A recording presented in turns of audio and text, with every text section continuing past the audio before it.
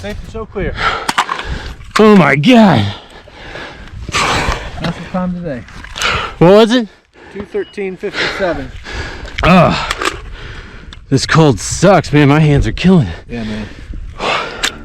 Hello and welcome to the Day 2 OED YO After Action Report. Day 1 was a grueling 10 miles. If you have not seen that video, there is a link in the description. Day 2 ended up being just shy of 8 miles. The weather was far worse on Day 2. It stayed below freezing and light rain moved in mid-morning. I stepped off shortly after 9 a.m. and I was on course for a total of 5 hours. Before I jump into the stage videos, here's a quick overview of the kit that I used to complete this course. For a full breakdown of the individual components, be sure to check out the Day 1 video. Starting off, the leg to Stage 1 was fairly long. It was mostly on a dirt road and it featured some really great views of the hill country. Stage 1 Course of Fire actually took place in these series of tack bays here, but instead of staying put in the individual tack bays for the stage, you actually moved up and over these berms. Now the berms were pretty tall. They were about maybe 20 feet tall, very loose dirt, very difficult to get up and over, and you had to go over them 3 times. You had targets in every single bay. You had target engagements from the top of the berm and inside of the flat bays themselves. The total par time for this stage was 5 minutes, which I really enjoyed. However, there was a logistical problem here. The backup and the wait time at Stage 1 was significant. In fact, on Day 1, I heard some of the competitors faced a 2-hour wait time and chose to just skip the stage altogether. On Day 2, it wasn't that bad. I think I waited about 45 minutes. The second position here had 2 positions total. It was all pistol, pretty close, but you had to go prone on both sides of this VTAC with your pistol.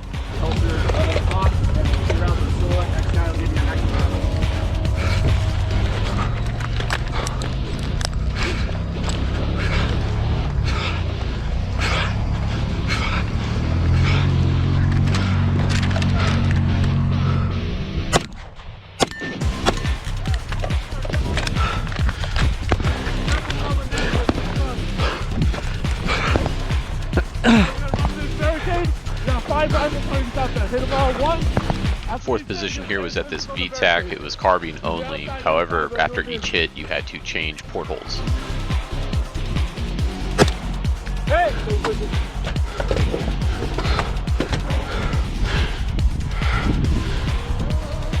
Hey! Hey! Hey!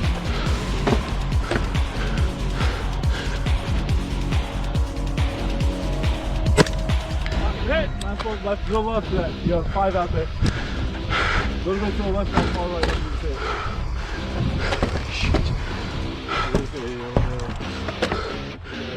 At the left to the far left? Yeah, it doesn't matter. Hit one of them.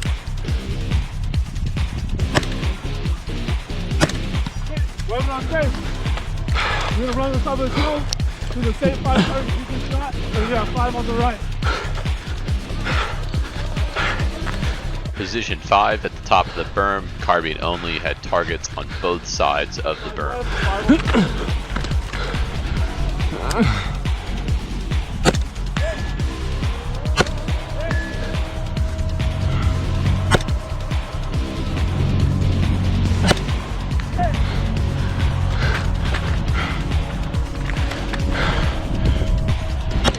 Hey! Hey! 5 on the right.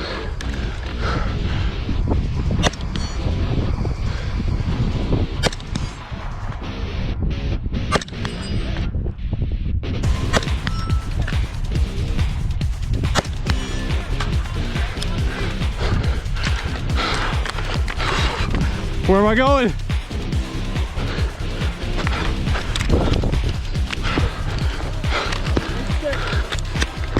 Same 5 targets. Sixth and final position here were the same carbine targets that you engaged from position 5, 1 hit each.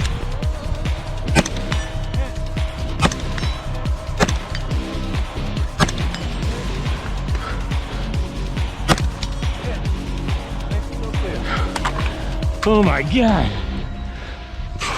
That's the time today. What was it?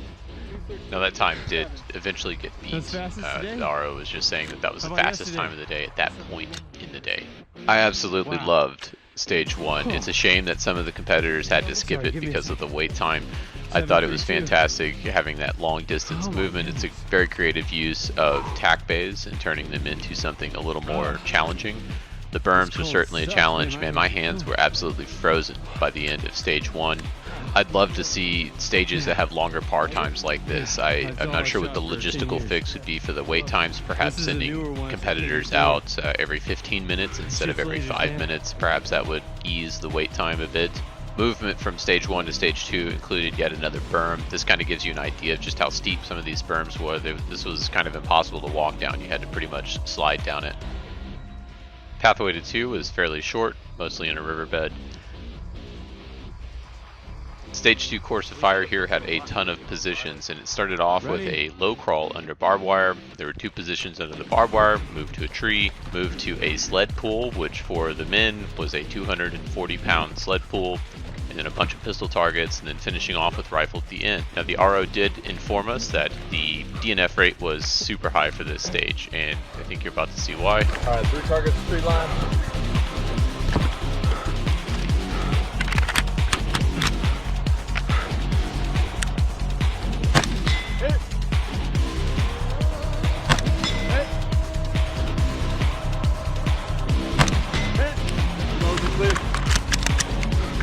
So I did choose to do a bear crawl because I was trying to go for speed. I'm aware that this is not a proper dick in the dirt low crawl.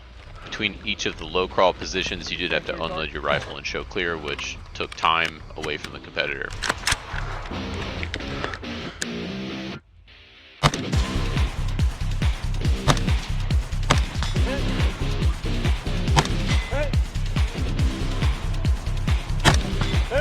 Unload my clear.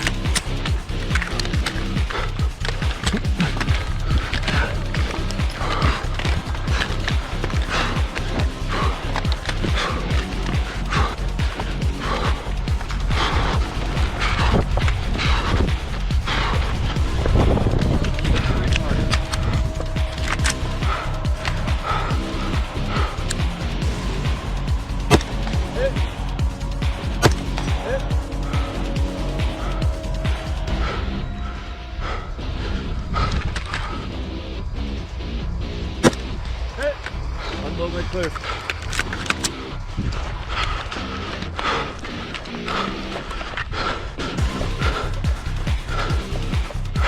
Alright, leave the right sled. The sled pull here was 240 pounds, and you had to keep in contact with the reins while you engaged pistol targets. You could not drop the reins. Here, you put cluster.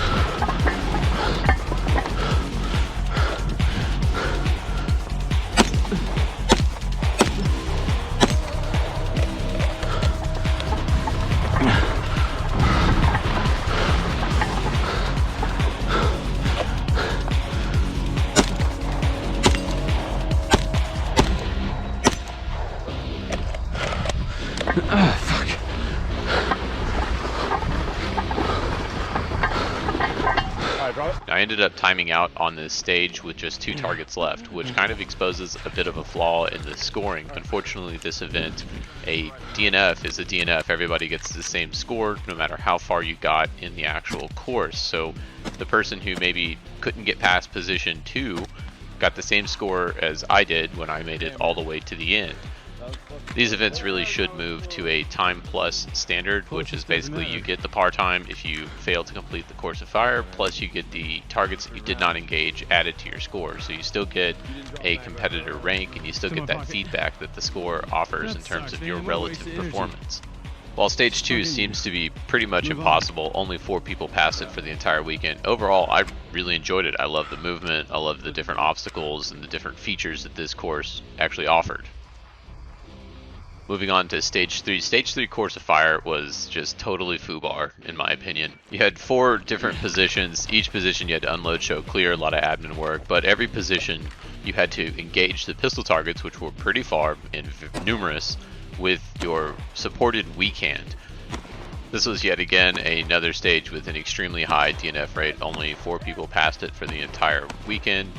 for obvious reasons. I actually ended up just stopping the timer myself because it ended up being a total waste of pistol ammo, and I decided this just was not worth it, which is kind of rare for me. I've actually only called ceasefire for myself twice on all of the years that I've been doing this kind of run and gun, and somewhat ironically, they were both at an Old 18 event. Overall, stage 3 could have been a decent stage. The target placement was certainly challenging. It was mostly the admin work and having to shoot every single pistol, which there were, you know, over 20 plus hits required at pretty far distance. With your supported weekend, I just think the setup was really bad.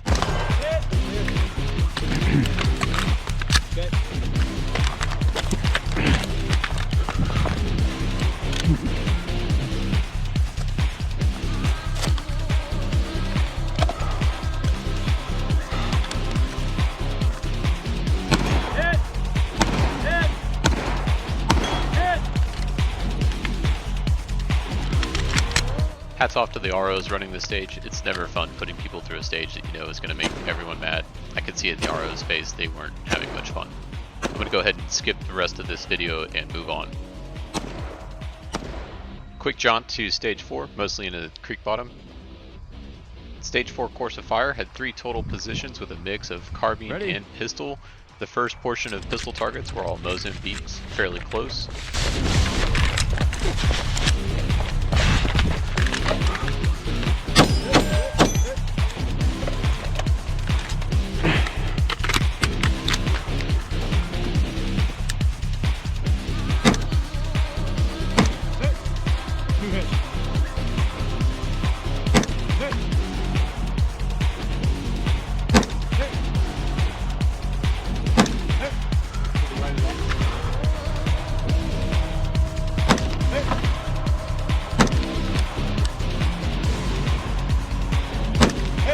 Safe.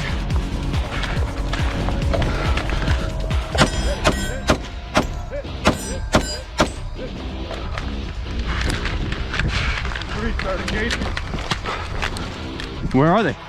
Oh, fuck me. Just shoot the top of them. The last position was a walking pistol position where you had to knock down poppers, and then at the very end you had rifle targets. So unfortunately this stage here did not get reset prior to me shooting it, and the RO, instead of calling it, said to just go ahead and shoot over the top of the targets, which I certainly appreciate. I'm not sure I would have had enough pistol to reshoot this stage. Ultimately, I don't think it really impacted my shoot time all that much. Sorry. Stage 4 was a great stage. Target placement, everything about it really was a fantastic stage setup. Onward to stage 5. Now, stage 5 was another stage that honestly I didn't think was very good at a run and gun event. Now, this was essentially a star patterned pistol drill where you would run to each point of the star as called out by the RO and engage the same pistol target. You ran the full 3-minute par time, and then they counted the number of hits you got, and that was your overall score. There's a couple things about this stage that I didn't like. One, anything that I can replicate in a flat bay I don't think really belongs at a run and gun. 2, this stage had the average shooter probably hot holstering between 15 to 20 times, which is kind of pushing the safety envelope. I came through this stage, this was day 2, I had about 15 miles under my legs, I was fatigued. Mistakes can happen, accidents can happen no matter how well trained you are. 3, if we observe where we're at, we actually have a pretty good impact area downrange to place a more traditional run and gun stage, natural environment, natural placement for targets themselves. We could have done a simple fire in advance, something like that, to utilize this natural terrain, which is something that most of the shooters and competitors don't ever get to shoot in. I could shoot a drill like this all day long at my home range at one of their flat bays, and honestly it's a good drill to shoot in a flat bay. You can get your heart rate going, you can really impact your pistol performance and then analyze afterwards. However, I think most people come out here to a run and gun to shoot in these natural, more realistic environments. I'm going to go ahead and skip the rest of this video and move on. Another short leg to the last and final stage of the weekend, stage 6. At this point the rain was really starting to settle in, and you'll notice that on the camera. Stage 6 was a barn burner. There were 3 positions here. They were all spread out pretty far, and you had to carry a fairly heavy sack of rocks. Honestly, I think it was probably 40 to 50 pounds worth of rocks. You start off at the furthest position, run to position 1, engage a pistol target, and then engage 4 rifle targets at distance, maybe 200 to 300 yards, and then you work your way back to the final position. all while carrying the bag. Orange. Orange. One hitting. Hit! Hit! Fire target. Hit!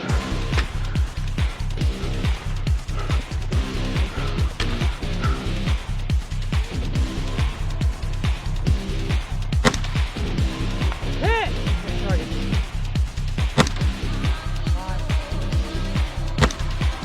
Hit! You did have to unload and show clear before you picked up the bag and moved to the next position. I gotta hit pistol. Yep, pistol first. It's a tough expect. Hit. Back.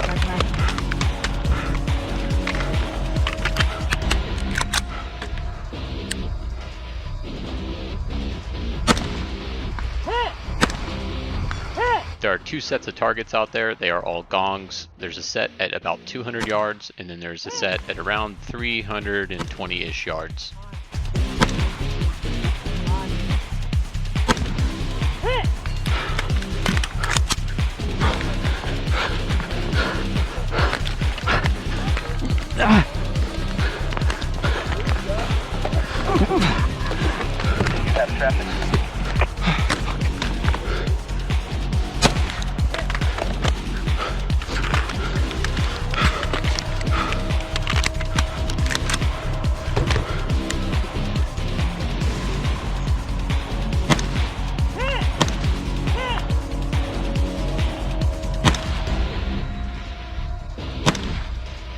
Off the right edge. Low. Hit! Hit! Was that it? That was it. Clear rifle. You, sir, have the fastest time on this stage. Fucking A. So, take a minute to breathe. I thought this was a really good stage, and no, it's not because I shot first on it. I just barely passed, and most people didn't pass. This was another high DNF stage. It's likely because of the bag. Carrying a heavy sack of rocks with you at the end of a course definitely slowed a lot of people down. The shooting was good shooting. So here are the final results from this 2-day competition. Full disclosure, there are some issues with the results page, so I'm not exactly sure how accurate my scores are. Final thoughts. This was a very ambitious event for any match director to pull off. Coordinating 2 entirely unique courses and staffing 13 stages along with pushing a ton of competitors through it at the same time is a very difficult thing to do. While I had some complaints about the course, ultimately I really enjoyed it. It offered some very unique views and shooting stages. I absolutely love a good barn burner stage that gut punches everyone that comes through it. I just wish there was a better way to score it so those that didn't meet the par time could still get a proper score. The obstacles were great, target placement was great, and the challenge of completing both days and traversing nearly 18 miles total with all of your equipment in tow is something I will always relish. Thank you to all the range officers and match directors who spend their time making events like this possible. I know it's a lot of work. Without a doubt in my mind, this is the only way to shoot. Run and gun is the way. Be sure to like and subscribe. I've got some very cool shooting competitions coming up that I'll be making videos for. Also, send this video to your friends. Peer pressure works. As always, run, lift, shoot, and I'll see you out on the fields.